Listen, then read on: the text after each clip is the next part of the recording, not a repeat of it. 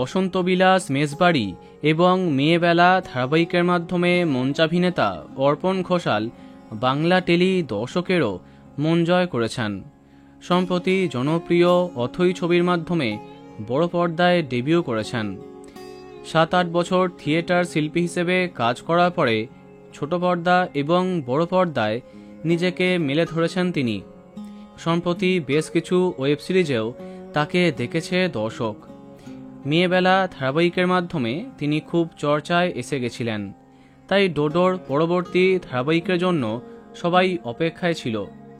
আমাদের পক্ষ থেকে যতবারই এই প্রশ্ন তাকে করা হয়, তিনি জানান এখন টিভির পর্দায় কামব্যাকের কোনো আপডেট নেই, কিন্তু অবশেষে এসে গেল সেই আনন্দের খবরটা।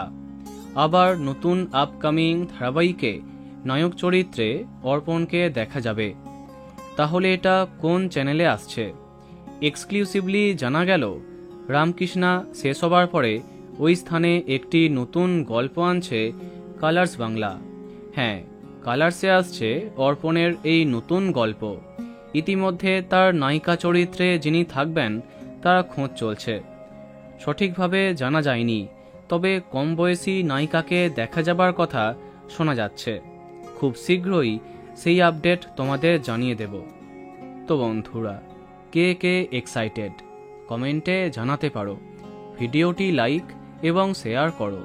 এই রকম আরও অনেক ভিডিও পেতে সাবস্ক্রাইব কারেন্ট পজ। ধন্যবাদ।